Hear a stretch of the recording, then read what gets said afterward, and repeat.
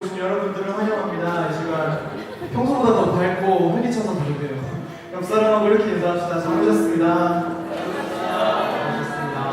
오셨습니다. 제가 저번 주에 안 와서 그런지 모르겠는데 되게 오랜만에 뵙는 분들도 계시네요. 이 시간 또 찬양할 건데 콘티를 짜면서 그런 생각이 들었어요. 항상 아는 찬양이고 이제 계속해서 신앙생활을 오래 하다 보니까 찬양 기도를 많이 하다 보니까 어느샌가 찬양이 익숙해지고 내가 좋아하는 찬양, 내가 아는 찬양, 내가 잘하는 찬양을 가사도 볼 필요 없이 생각도 할 필요 없이 하는 모습을 보면서 그럼에도 되게 잘할 때마다 그냥 이게 기쁜 건 아니구나, 이게 별로 은혜는 아니구나 라는 생각이 들었어요. 그래서 주중에 콘티를 짜놓고 이제 묵상할 때 늘 그랬던 것처럼 뭐 템포나 이런 것들을 보는 게 아니고 가사에 한번 집중을 해봤는데 몇십 번, 몇백 번 불렀던 찬양이었음에도 불구하고 내가 지금 은혜를 받아야겠다라고 생각하니까 또 은혜가 되더라고요.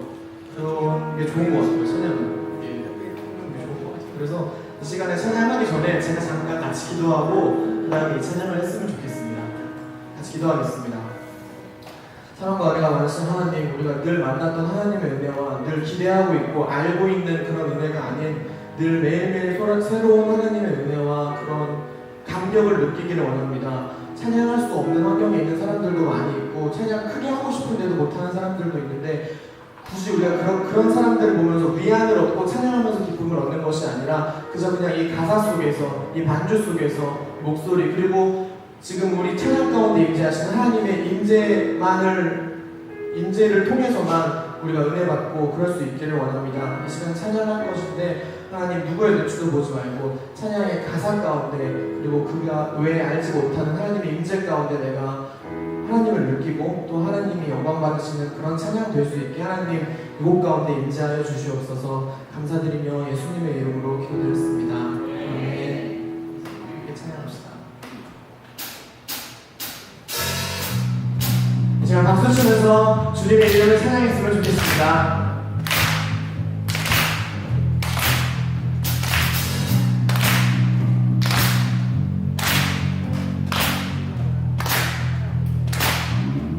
주 이름 찬양, 주 이름 찬양, 그의 강물을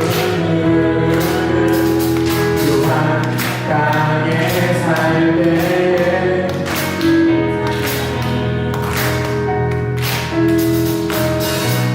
주 이름 찬양, 거칠은 광야와 같은 세상 걸어갈 때도 주님 찬양해.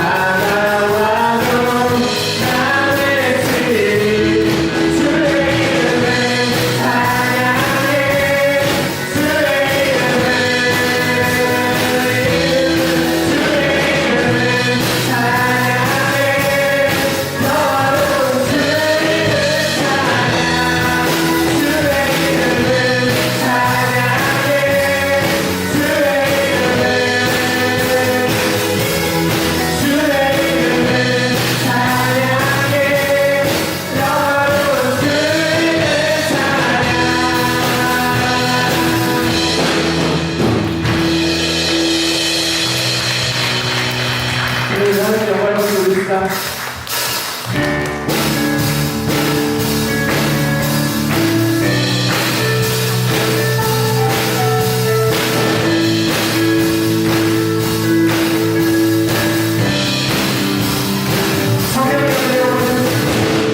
성경이여 내 영혼을 충만히 내 속에 하늘이 넘쳐나게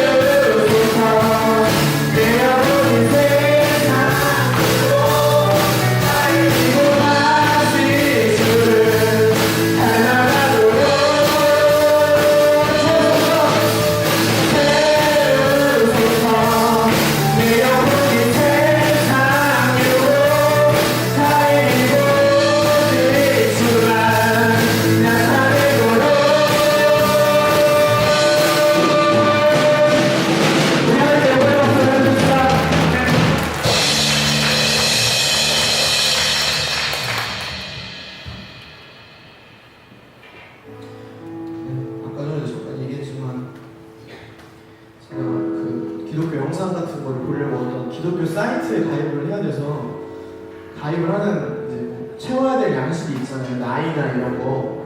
근데 거기에 신앙생활 몇 년 했는지를 묻는 게 있었어요. 그래서 신앙생활로 따지면 중학교 2학년 때부터 했으니까 뭐 몇 년이구나 해가지고 써냈는데 그 숫자가 적지 않더라고요. 그래서 되게 많이 했구나. 되게 많이 했으니까 기도도 그렇고 찬양도 그렇고 뭐 설교도 그렇고 뭐 예배도 그렇고 간격이 내가 없는 것 같다 생각했어요. 그래서 그런 나중에 찬양인도까지 하니까 그냥 확실히 뭔가 좀 틀에 박힌 거라는 느낌을 되게 많이 받았어요. 그래서 이 주중에 이제 콘티를 짜려고 계속해서 곡들을 묵상하는데 원래는 전 제가 잘하는 걸 합니다. 그리고 제가 좋아하는 곡을 하고 제가 잘 아는 곡을 하고 근데 이번에 할 찬양은 잘 몰라요. 잘 모르는데 은혜를 받았어요. 근데 은혜를 받았는데 뭐 음이라든지 엄밀히 말하면 가사긴 한데 가사에서 은혜를 받았는데 그게 되게 시적인 표현도 아니고 그렇다고 좋아하는 성경 말씀도 아니고 딱 두 글자였어요. 그게 딱 예수라는 거였거든요. 근데 그게 이상하게 이 찬양할 때 그 두 글자를 부르는데 이게 표현할 수 없는 감정이 계속 생기더라고요. 그래서 그냥 계속 불렀어요. 일주일 내내 불렀어요. 찬양인도를 하면서 한 곡을 이렇게 많이 불러봤던 적이 없는 것 같아요. 근데 잘 몰라요. 근데 잘 틀리고 그래요. 그래서 은혜를 받아서 이 시간 찬양할 때 그 예수님을 그냥 다른 말 필요 없고 그냥 제가 그 예수란 단어에서 느꼈던 감정, 감격, 사랑, 용서 이런 것들을 오늘 이 자리에서 이 찬양할 때 여러분들도 느끼실 수 있으면 좋겠다는 생각해서 이 찬양을 한번 선택해봤습니다. 같이 찬양을 해보겠습니다.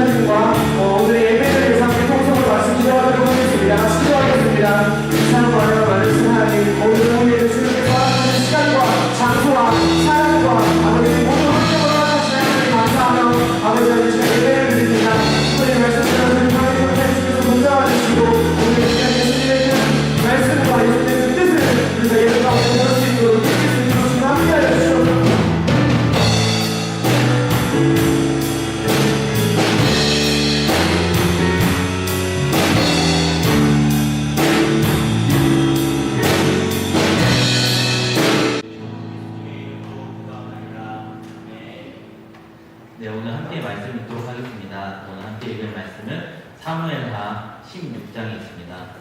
사무엘하 16장 5절부터 14절 말씀입니다. 오늘 함께 읽을 말씀은 사무엘하 16장 5절부터 14절 말씀입니다.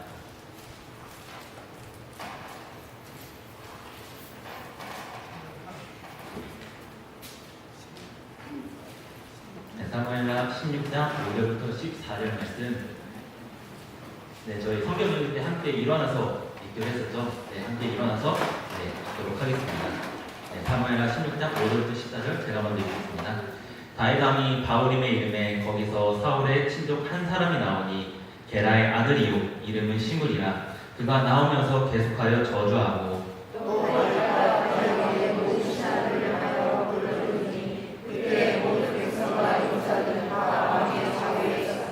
시므리가 저주하는 가운데 이와 같이 말하니라. 피를 흘린 자여 사악한 자여 가거라 가거라. 사울의 족속의 모든 일을 여호와께서 내게로 오셨다. 여호와께서 나를 위하여 사울의 생명을 주셨다. 보라 너는 피를 흘린 자여 화를 찾아내는 자라. 스루야의 아들 아비새가 왕께 여짜오되 이 죽은 개가 어찌 내 주 왕을 저주하리이까. 청하건대 내가 건너가서 그의 머리를 베게 하소서 하니 왕이 이르되 스라엘의 아들들아 내가 너희와 무슨 상관이냐. 그가 저주하소서 여호와께서 그에게 다윗을 저주하라 하시니 내가 어찌 해야 하냐. 자가 너희에게 하라고. 또 다윗이 아비새와 모든 신하들에게 이르되 내 몸에서 난 아들도 내 생명을 해하려 하거든. 하물며 이 베냐민 사람이랴 여호와께서 그에게 명령하신 것이니 그가 저주하게 버려두라. 여호와께서 내 원망을 감찰하시니 오늘 그 저주 때문에 여호와께서 손으로 내게 갚아주시라 하고. 다윗과 그의 추종자들이 길을 갈 때에 시므이는 산비탈로 따라가면서 저주하고 그를 향하여 돌을 던지며 먼지를 날리더라. 왕과 그와 함께 있는 백성들이 다 피곤하여 한 곳에 이르러 거기서 쉬니라. 아멘. 자리에 앉도록 하겠습니다. 오늘은 다윗에 대해서 모두 다 잘 아는 다윗에 대해서 함께 살펴보도록 하겠습니다. 특별히 이 다윗에 대해서는 하나님께서 마음에 합한 자라고 이야기를 하셨는데 어떻게 이 다윗은 그런 칭찬을 받았을까요? 그것에 대해서 하나 살펴보려고 합니다. 잘 아시다시피 다윗은 매우 신앙적으로나 그리고 세상적으로 성공한 사람이었습니다. 그는 이스라엘 역사상 최고의 왕으로 꼽히고 있고 이스라엘 역사상 최고의 왕이었지만 정작 그의 가정에서는 많은 사건과 사고들이 있었던 것을 성경은 보여주고 있습니다. 그의 아들들은 스스로 왕위에 오르려고 했던 왕들도 있고 또한 동생을 겁탈한 사람도 있었습니다. 그리고 형제들끼리 서로 죽이는 사건이 다윗의 가정에서 계속 발생하고 있는 것을 성경은 보여주고 있습니다. 특별히 오늘 본 말씀도 거기서 배경이 됩니다. 오늘 다윗은 자신이 사랑하고 아끼었던 아들 압살롬의 배반으로 쫓기는 상황에 있던 것이 바로 다윗이었습니다. 이 압살롬에 대해서는 사무엘하 14장 25절에서 26절에서 나오는 것처럼 압살롬은 그 외모와 아름다움으로 큰 칭찬을 받았던 사람이었습니다. 또한 흠이 없었던 사람이 바로 압살롬이었는데 다윗은 이 압살롬에 대해서 굉장히 애정이 많았던 것을 볼 수 있습니다. 그래서 그가 잘못함에도 불구하고 그를 계속해서 받아주고 사랑했던 아들이 바로 이 압살롬이었는데 그런 사랑했던 아들이 이제 아버지를 배반하고 왕이 되겠다고 했던 것입니다. 더 마음이 아픈 사실은 이 사건이 순간의 감정으로 일어났던 것이 아니라 압살롬은 자신이 왕이 되기 위해서 이제 아버지를 그 왕자리에서 내려놓고 자신이 왕이 되기 위해서 몇 년간의 치밀한 계획을 세웠던 것을 성경은 보여주고 있는데 특별히 사무엘하 15장에서는 이 압살롬이 다윗에게 재판을 받으려고 온 사람들을 중간에서 가로채는 모습을 보여줍니다. 그래서 다윗에게로 가야 될 민심을 자신에게로 오게 하였는데 이것이 몇 년 동안 지속이 되다 보니 사람들의 민심이 이제 다윗보다는 압살롬에게 간 것입니다. 그래서 때를 노렸던 이 압살롬은 사무엘하 15장에서 다윗을 이제 쿠데타를 일으켰다고 한 거죠. 그러니까 이제 자신이 왕이 되기 위해서 그렇게 일을 벌였던 것입니다. 그래서 다윗은 이제 그 압살롬 자신 사랑했던 아들의 손에 쫓기면서 이제 도망가는 신세가 되었었는데, 이제 그는 그의 신하와 용사들과 함께 예루살렘 성에서 빠져나와서 도망을 하여서 이제 바울임이라는 곳에 도착하는 것이 바로 오늘 본문의 내용입니다. 그렇게 공경에 처해 있던 상황에서 여러 사람이 등장을 하는데, 그중 한 명이 오늘 본문에 등장했던 시므이라는 사람입니다. 옛말에 이제 가장 재미있는 구경 몇 가지가 있습니다. 아마 가장 재미있는 구경하면 떠오르시는 게 몇 개 있을 텐데요. 네, 뭐뭐 있으신가요? 네, 싸움 구경, 불 구경 이런 것들이 있습니다. 네, 그런 것들이 사실 보면 진짜 재밌죠. 네, 재미있는 구경인데 이런 불 구경과 그리고 싸움 구경이 있을 때 이 시므이라는 사람은 어떻게 했는지 제가 생각을 해보니까 싸우고 있을 때 오히려 더 싸우려고 부추기는 사람이 바로 이 시므이가 아닐까라고 생각이 들었고, 또한 이 불 구경하고 있을 때 이제 불이 났다고 셀카를 찍으면서 웃고 있는 사람이 아마 이런 시므이가 아닐까라고 생각을 해봤습니다. 불난 곳에 더 기름을 붓는 사람이 바로 이 시므이라는 것을 우리가 볼 수 있을 것 같은데요. 이제 다윗은 굉장한 공경에 처했습니다. 이제 압살롬에게 잡히면은 바로 죽을 수도 있는 위기에 있었는데, 시므이는 이 도망치던 다윗을 비판할 수 있는, 저주할 수 있는 기회로 여겨서 이제 다윗을 저주하게 됩니다.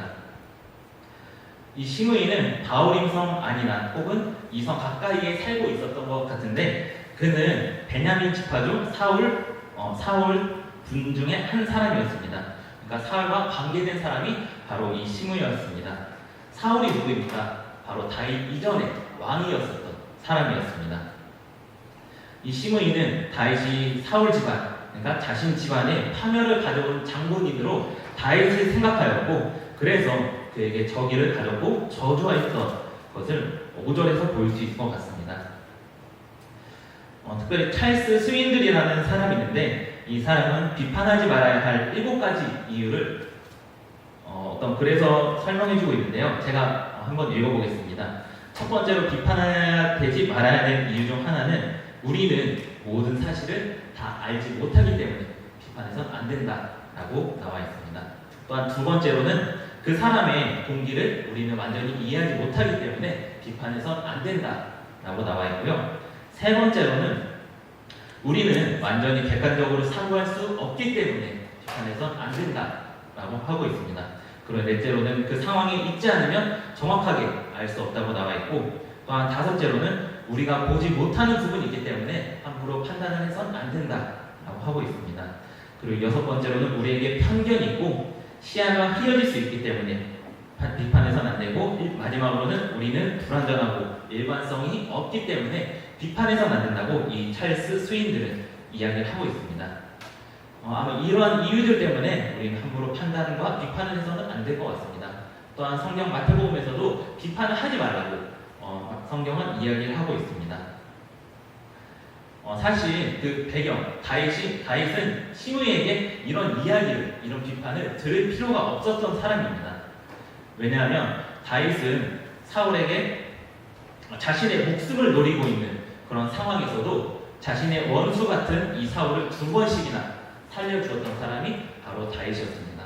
자신을 쫓았던 사람을 놓아주었던, 죽일 수도 있었지만 놓아줬던 사람이 바로 다윗이었고, 그렇기 때문에 오히려 사울은 다윗의 생명의 의미로 생각을 했어야 됐습니다. 그리고 다윗은 사울의 부하로서 그가 죽을 때까지 계속적으로 도망가긴 했지만 그 전까지 계속 충성했던 사람, 그리고 사울은 하나님께서 기름 부은 자다라고 계속 이야기를 했던 것처럼 다윗은 사울의 부하로서도 계속 충성했던 것을 성경은 보여주고 있습니다. 그리고 사울 왕이 죽은 직접적인 이유는 다윗이 아니라 바로 블레셋이라는 이방 나라의 침략이었지 다윗이 죽인 것이 아니었습니다. 그렇기 때문에 시므이는 저주가 아니라 오히려 이렇게 왕이 피난했을 때 다윗을 맞아주고 또 먹을 것을 주고 우리 집에서 좀 쉬십시오 이렇게 해도 모자란 사람이 바로 오늘 본문에 등장한 시므이였습니다. 하지만 시므이는 그렇게 생각하지 않았습니다. 다윗이 지금 피신하고 있는 힘없는 왕이기 때문에 이때다 싶어서 계속 비난을 하였고 저주를 했습니다. 다시는 다윗이 왕이 될 수 없을 여겼기 때문에 아마 저주를 한 것 같습니다. 특별히 이 사람이 했던 저주는 굉장히 특이한데요. 그는 다윗에게 미친 개 취급하듯이 돌을 던졌다고 나와 있고, 또한 다윗에게 티끌을 날렸다고 나와 있습니다. 그래서 이런 행동을 하면서 다윗이 다시는 희망을 찾지 못하고 절망에서 빠져 있어라 라고 시므이는 그렇게 행동까지도 보여주고 있습니다.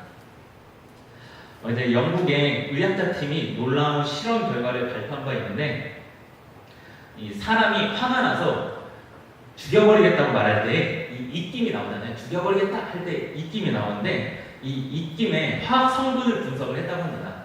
굉장히 특이한 사람들이죠.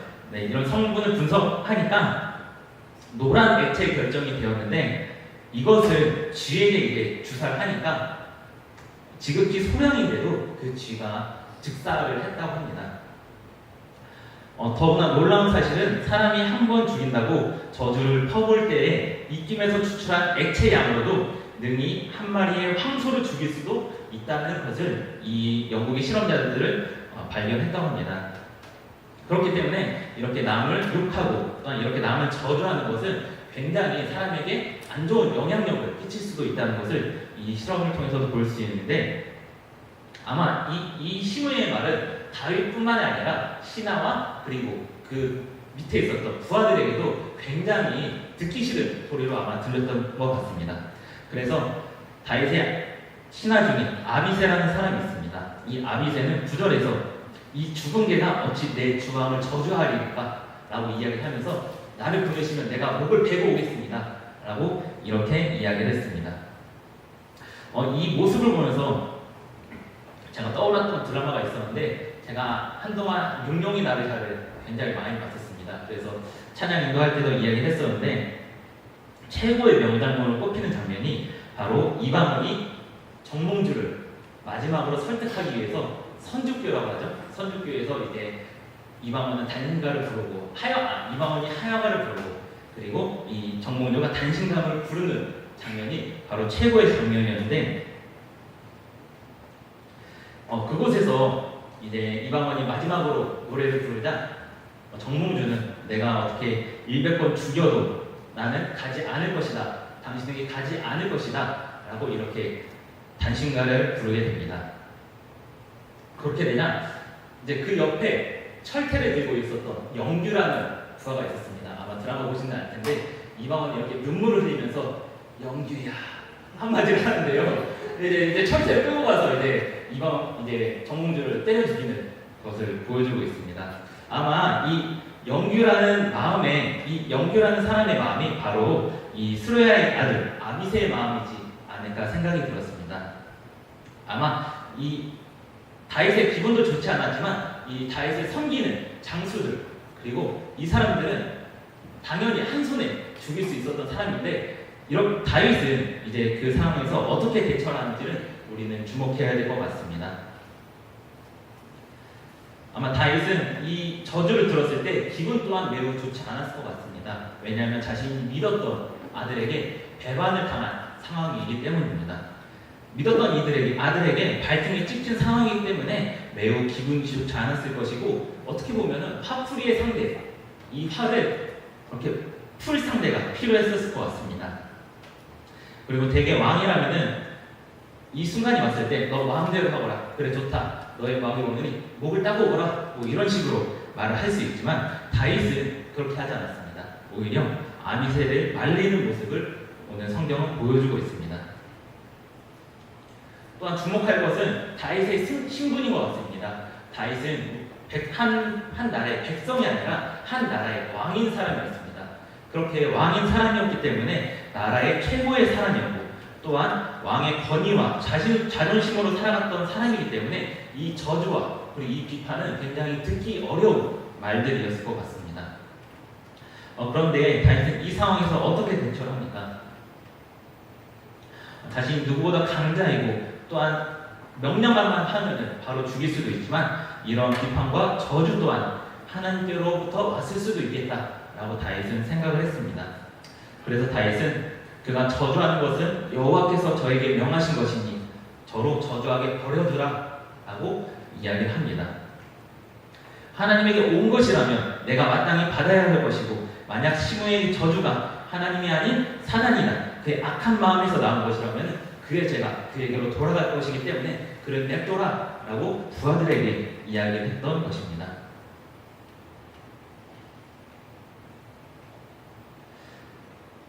한 실업가가 있었습니다. 이제 그는 사업이 잘 되어서 잘 사는 편이었는데, 그러던 어느 날 친구의 배신 때문에 사업이 완전히 실패하고 말았습니다. 하루아침에 거지가 되어서 이 사업가는 절망에 빠진 상태로 매일같이 배신한 친구에게 복수할 생각만을 하였다고 합니다. 그러던 중 자기 교회 목사이신 노만 빈센트 필이라는 분의 방문을 받게 되었는데, 그들의 불평과 불만을 조용히 듣고 있었던 이 필 목사님은 이렇게 이 사람의 실업자에게 말을 했다고 합니다. 두 분은 아주 절망적이라 말씀하셨는데 그것이 사실인가요? 나는 두 분께서는 실망한 조건보다는 오히려 희망적인 조건이 더 많다고 생각합니다. 물론 두 부부는 이 말에 찬성을 하지 않았습니다. 그러자 필 목사는 연필과 종이를 달라고 하여 이렇게 적었습니다. 자녀가 모두 몇이십니까? 그러자 이 사람들 딸 둘, 아들 둘입니다. 그리고 다시 물었습니다. 자녀들은 잘 살지요? 라고 이렇게 묻자, 예, 그리 부자는 아니지만 그래도 잘 사는 편입니다. 또 이 목사님이 물었습니다. 두 분의 신용 상태는 어떻습니까? 그러자 신용 상태는 나쁘지 않고 괜찮습니다 라고 이야기를 하였고, 친구들은 없습니까? 라는 질문에 친한 친구가 꽤 있습니다 라고 대답을 했다고 합니다. 그렇다면 두 분의 건강은 어떻습니까? 딱히 아픈 곳은 없고 그냥 비록 가난하긴 하지만 건강하긴 합니다 라고 대답을 했다고 합니다. 또한 두 분은 어느 나라의 시민권을 가지고 있죠. 그래서 이 두 사람은 미국의 시민권을 가지고 있다라고 대답을 했다고 합니다. 이렇게 질문을 마치고 이 필 목사님은 부부에게 이야기를 했다고 합니다. 조금 전까지는 아무것도 없이 전부 잃었다고 하시더니 제일 좋은 것은 하나도 잃지 않았군요. 보십시오.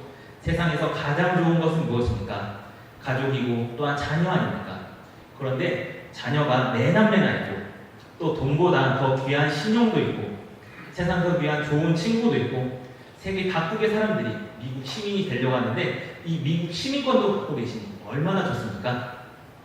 이렇게 필 목사님의 이야기를 듣고 있던 이 부부는 과연 그 목사님의 말이 옳다고 생각을 했다고 합니다. 그래서 이 실업가는 그 순간부터 생각을 달리하게 되었고, 그래서 이 실업가는 새로운 사업에 도전을 하여 이제 종래에는 전부보다 더 큰 사업을 하여 성공하였다는 이제 이야기를 보게 되었습니다. 이렇게 자신에게 있는 절망을 보는 것이 아니라 자신에게 있는 좋은 것들을 바라볼 때 아마 극복을 할 수 있는 것 같은데, 다윗이 아마 이렇게 했던 것 같습니다. 다윗은 절망할 수 있는 상황이었습니다. 자신의 아들도 배반하였고 또한 지금은 저주를 받고 있고 지금은 쫓기는 상황이기 때문에 자신이 잡히면 죽일 수도 있지만 거기에 집중을 했던 것이 아니라 다윗은 그 가운데 계신 하나님을 집중했던 것 같습니다. 만유의 주를 다윗은 바라보고 있던 것입니다. 그는 하나님께서 어떻게 하시든지 지금은 내가 당장은 고통의 순간이 있지만 결국에는 축복을 가져다 주시리라는 이 소망을 붙들고 살아갔던 사람이 바로 다윗이었습니다.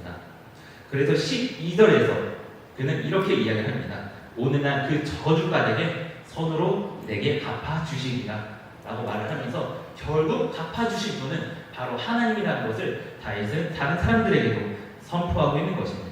자신의 생각에서 머무는 것이 아니라 그 말을 다른 사람들에게 선포했던 것이 바로 다윗의 삶이었습니다.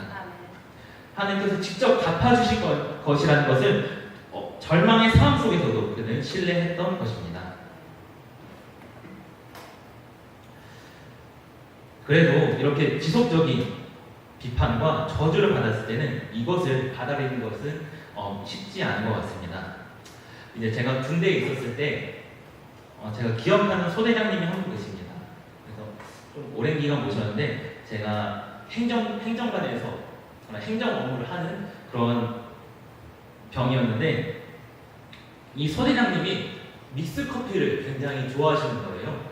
그래서 이 소대장님이 이제 뭐 병사니까 그냥 영시가 이렇게 부르는데 영시가 커피타와 하면은 근데 저는 뭐 한 잔 정도 이렇게 뭐 타서 이렇게 바로 드렸습니다. 그리고 여름이면은 뭐 얼음 넣고 아이스 커피를 드리고 이런 식으로 했는데 이분이 하루에 마시는 커피의 수가 얼마나 됐냐면은 하루에 10잔에서 15잔을 드셨습니다. 그래서 이 커피를 마실 때마다 영시가 커피타와 계속 이렇게 이야기 하시는 거예요. 그래서 뭐 하루는 넘어갔습니다. 하루 뭐 10잔도 탈 수 있죠. 그런데 이게 일주일, 한 달 이렇게 넘어가니까 갑자기 어디서 뭐 영식이라는 소리가 막 들리는 것 같고 커피를 왠지 내가 타야 될 것 같고 그래서 나중에 어떻게 했냐면은 너무 타는 게 귀찮아갖고 제가 그 아이스 커피를 PT병에 넣어갖고 이렇게 막 보관을 하고 이야기하면 막 드리고 이랬습니다. 그런데 더 어려웠던 것은 이제 행정 업무를 하다 보니까 바쁜 시기가 있습니다. 그런데 바쁜 시기에도 이분은 계속해서 사랑하는 저를 찾았습니다.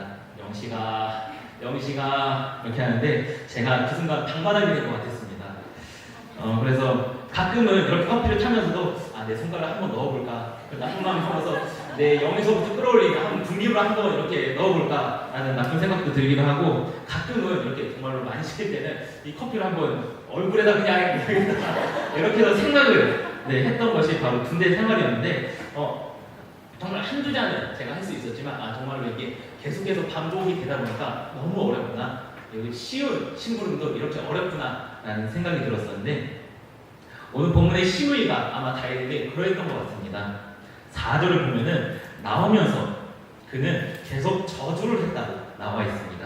그냥 한 번 저주한 것이 아니라 계속 저주했다고 4절에 나와 있고 또한 이 시므이가 얼마나 지적이 심했던지 13절을 보면은 따라가면서 돌을 던지면서 저주를 하고 비판했던 것을 성경은 언급하고 있습니다. 다윗과 신하들이 가는 곳을 따라다니면서 돌을 던졌던 사람이 이 시므이였습니다. 한 번 이런 말을 들어도 짜증나는데 계속적으로 이 시므이는 그랬던 것 같습니다. 어떻게 보면은 요즘 말로 하면 구타 유발자 같은 사람이 바로 이 시므이였던 거죠. 그럼에도 불구하고 다윗은 어떤 행동을 취합니까? 14절 마지막 구절에 오늘 다윗은 그곳에서 오히려 휴식을 취하고 있습니다. 아마 이 휴식을 취할 때도 이 시므이는 계속해서 이야기했을 것입니다.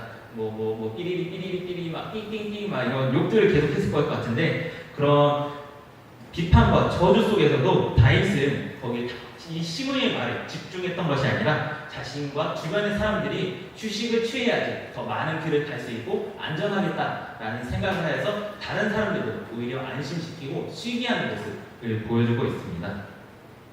또한 자신 주변 사람들이 무고한 피를 흘리지 않도록 그는 자신이 먼저 참았던 것을 보여주고 있습니다.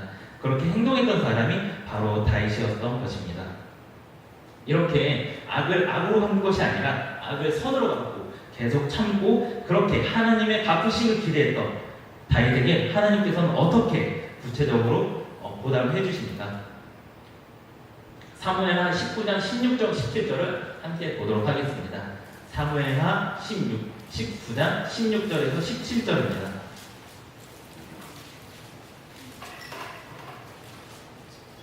사무엘하 19장 16절부터 17절입니다.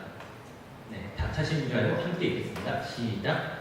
바울임에 있는 베냐민 사람 게라의 아들 시므이가 급히 유다 사람과 함께 다윗왕을 맞으러 내려올 때 베냐민 사람 1000명이 그와 함께하고 사울 집안의 종 시바도 그의 아들 15과 종 20명과 더불어 그와 함께하여 요단강을 밟고 건너 왕 앞에 나아오니라. 후에 이제 다윗은 압살롬이 죽게 되어 다시 왕으로 등극을 하게 됩니다. 그래서 예루살렘으로 이제 들어오는 길에 있었는데 이 사실 다윗이 다시 왕이 된다라는 사실을 안 이 시므이는 급히 나가서 다윗을 맞이하게 됩니다.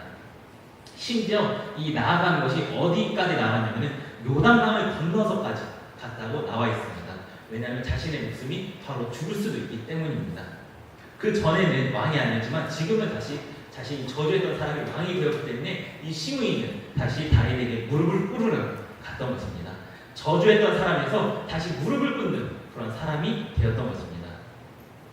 그럼에도 다윗은 그 시므이를 죽였던 것이 아니라 다시 넘어가 줍니다. 그러나 다윗은 솔로몬에게 유언으로 이 시므이를 주시하라라고 이야기합니다. 자신이 죽일 수 없는 상황이기 때문에 그렇게 넘어가는데 이제 이 시므이는 솔로몬의 경고를 하나 받습니다. 이것만 안 하면, 너가 이것만 떠나지 않으면 죽지 않을 것이다 라고 이야기를 했지만, 이 시므이는 그 경고를 무시하여 결국에는 솔로몬의 그 장수에게 죽게 되었던 것입니다.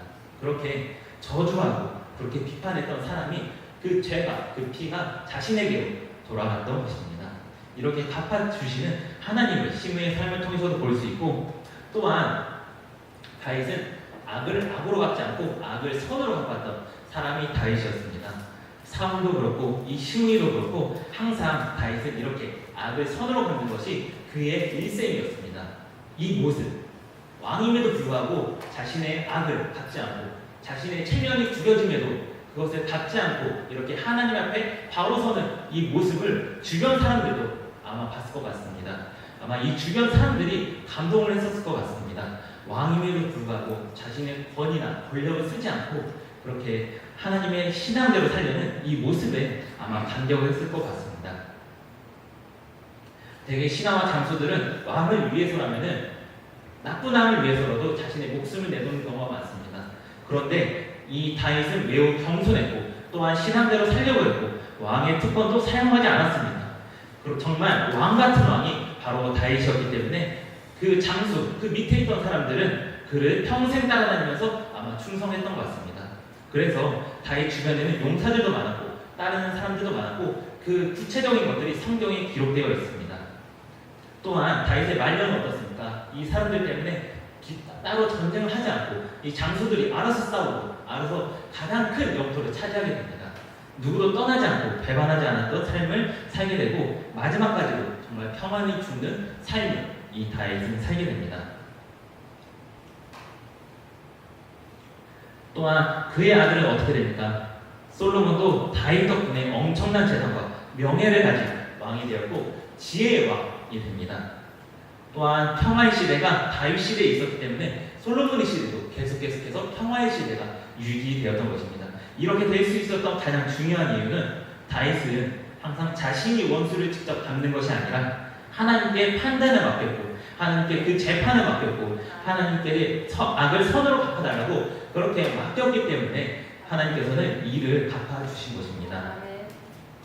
이런 은혜가, 이런 삶의 모범이 우리에게도 있었으면 좋겠습니다. 다윗을 통해서 많은 주변의 용사들, 장수들이 그를 평생도록 충성되게 따랐던 것처럼 우리도 이런 삶을 살 때 그냥 우리 한 명에게서 끝나는 것이 아니라 우리 주변의 사람들도 아마 많은 감동을 받을 것 같습니다. 크리스천과 예수님이 믿지 않는 사람들의 차이는 무엇입니까? 바로 용서의 삶이 아마 그건 것 같습니다. 원수를 사랑하는 삶이 아마 그건 것 같습니다.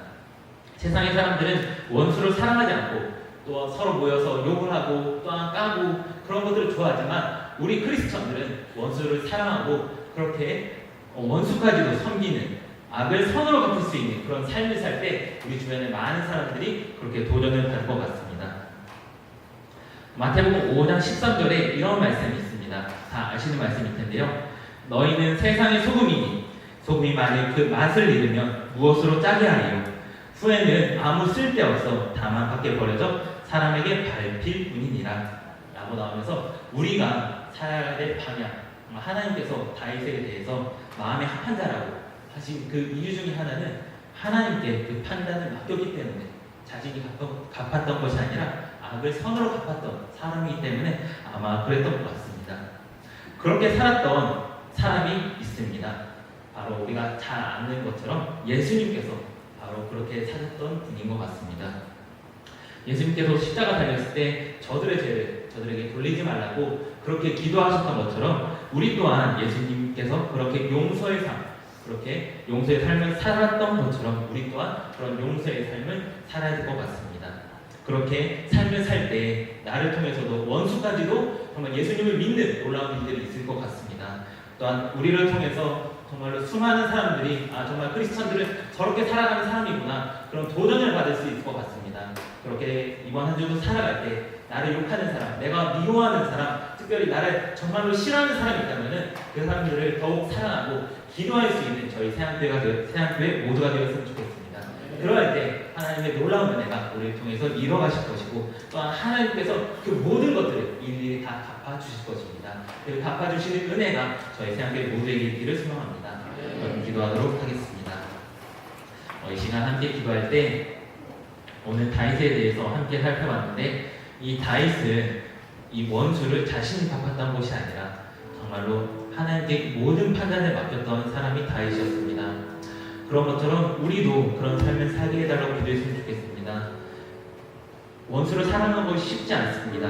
나를 미워하는 사람을 사랑하는 것은 쉽지 않습니다. 어려운 일입니다. 가장 싫은 일입니다. 하지만 예수님께서 그런 삶을 사셨기 때문에 우리 또한 그렇게 살아야 될 것 같습니다. 이 시간 기도할 때 나는 못하지만, 나는 어렵지만 그렇게 나를 미워하는 사람, 내가 싫어하는 사람, 나를 욕하고 심지어 나를 저주하는 사람이 있다면 그 사람을 사랑할 수 있게 해달라고, 그 사람을 품고 정말 그 사람을 기도할 수 있는 내가 되게 해달라고 기도했으면 좋겠습니다. 또한 특별히 예수님 믿지 않는 사람들을 위해서 기도해 주시고, 또한 우리들의 이 모습을 통하여서 하나님 악을 선으로 갚을 때 갚아주시는 은혜를 경험하는 우리들 되게 해달라고 기도했으면 좋겠습니다. 그렇게 정말로 우리의 삶 속에서 놀라운 은혜가 항상 넘쳐날 수 있는 저희들 되게 해달라고, 정말로 원수를 사랑할 수 있는 그 마음을 우리에게 허락해달라고, 하나님의 살아계심을 우리를 통해서 보여달라고 이 시간 함께 기도하며 나아가도록 하겠습니다. 기도하시겠습니다. 주님 감사합니다. 오늘도 이 예배 자리를 불러주시고 하나님의 귀한 사랑이 언제나 우리에게 있음에 너무나 감사드립니다. 하나님, 이 사랑을 우리가 어떻게 보답합니까? 할 수 있는 가장 유일한 방법은 정말로 우리를 싫어하는 사람, 우리를 미워하는 사람, 우리를 저주하는 사람을 사랑하는 것입니다. 하나님, 그런 삶을 살게 도와주시옵소서. 내가 판단하는 것이 아니라, 내가 미워하는 것이 아니라 정말 그 사람만을 품을 수 있는 그 마음을 나에게 허락하여 주시옵소서. 하나님, 어렵습니다. 내 마음, 내 사랑을 하기 어렵습니다. 하지만 하나님의 사랑을 하게 해주시옵소서. 예수님이 하셨던 것처럼 그 사랑으로 나도 사랑할 수 있게 도와주시옵소서. 그렇게 사랑할 때, 악을 선으로 갚을 때, 원수까지도 위해 기도할 때 하나님 갚아주시는 은혜를 경험하기 원합니다. 하나님, 우리 주변에 회사에 있을 수 있습니다. 우리 가정이 어디에든 있을 수 있습니다. 하나님, 당장은 용서가 되지 않을지라도 정말 그 사람을 위해 기도할 수 있는 그런 삶을 살아가게 하여 주시옵소서. 하나님, 그 시작이 나를 통해서 일어나게 도와주시고 우리 새하나님의 모두를 통해서 일어날 수 있도록 주님 도와주시옵소서. 하나님, 은혜로 충만하게 하여 주시옵소서. 하나님, 하나님의 역사가 드러나게 도와주시옵소서. 나를 통해서 하나님의 일들이 일어나길 원합니다. 주님, 우리를 통해 일해 주시고 또 원수까지 사랑할 수 있는 그 마음을 나에게 허락하여 주시옵소서. 하나님, 그렇게 우리를 붙잡아 주시고 하나님의 놀라운 은혜의 통로, 사랑의 통로, 하나님의 선의 통로로서 사용될 수 있는 저희 새한국의 모두 될 수 있도록 주님 도와주시옵소서. 하나님 아버지 감사합니다. 오늘도 우리를 예배 자리로 불러주시고 언제나 우리를 사랑해 주셔서 너무나 감사드립니다. 우리가 원수까지도 사랑할 수밖에 없는 이유는 바로 예수님께서 그렇게 하셨고 또한 원수와 같은 우리를 사랑하셨기 때문입니다. 하나님, 지금 당장은 어려울지라도 그 사람을 위해서 기도한 삶을 살게 하여 주시옵소서. 그 사람을 품을 수 있는 마음을 내게 허락해 주시고 또한 그 사람을 사랑할 수 있는 그 마음을 내게 허락하여 주시옵소서. 당장은 어려울 수 있습니다. 내 마음으로는, 내 생각으로는 어려울 수 있습니다. 하지만 그렇게 삶을 살아갈 때 나의 모습을 보고서 우리 주변에도 많은 사람들이 정말로 크리스천들은 저렇게 살아가는구나 라는 도전을 받게 해주시고 원수까지도 예수님께 나오는 놀라운 일들이 우리 새한교회 모두를 통하여서 일어날 수 있도록 주님 도와주시옵소서. 하나님, 그 은혜의 전달자가 되기 원합니다. 사랑의 전달자가 되기 원합니다.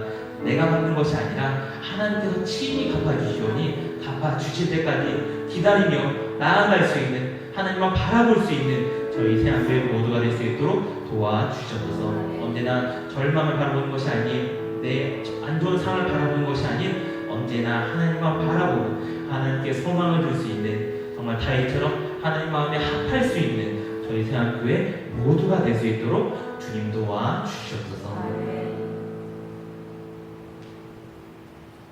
지금은 우리 주 예수 그리스도의 은혜와 하나님 아버지의 무한하신 사랑과 성령님의 교통하심이 하나님의 사랑으로 사랑하고 또 하나님께 모든 것 맡기며 기다리기를 원하는 우리 모든 성도들과 그들의 생애 위에 이제부터 영원토록 함께 하실지어다. 아멘.